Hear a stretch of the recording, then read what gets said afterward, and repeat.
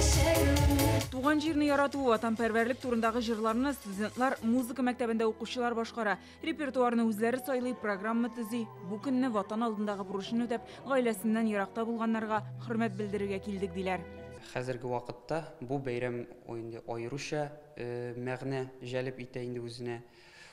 Шуңа күрә без бу бәйрәмдә иң беренче чиратта инде безнең хәрбиләребезгә рәхмәт әйтеп, аларга менә шушы госпитальдә алар инде монда лечение алган вакытта без аларга шундый кичкенә генә бәйрәм оештырырга булдык.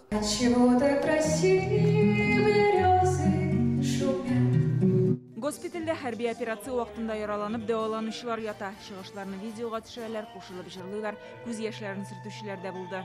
В нашем госпитале проходит лечение военнослужащие. Безнең госпитальдә махсус хәрби операциядә катнашучылар дәвалана. Илнең төрле төбәкләреннән. Дәвалану тулы күләмдә алып барыла, дару препаратлары җитәрлек. Барсының да хәле тотыруклы. Яшь гвардиячеләр хәрбиләргә балалар ясаган открыткаларны тапшырды. Очень большое доброе дело. Мин 23 февральнең нинди бәйрәм булуын, бәйрәм кайфын чынлап беренче тапкыр сиздем дип әйтсәм дә була.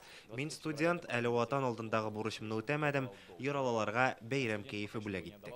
Алар чынлап та геройлар, алар бүген үзләренең сәламәтлекләрен жәлләмичә көрәшәләр безнең киләчәгебез өчен, илебезнең бәйсез булуы өчен. Безнең егетләргә мондагы теләр идем тизрәк сәламәтләнеп чыгып, семьяларында булырга. Концерт тәмамлангач, сораулары булган хәрбиләр партия вәкилләренә мөрәҗәгать итә алды. Гөлназ Сайфетдинова, Рәмзил Гарипов, Яңа Гасыр каналы.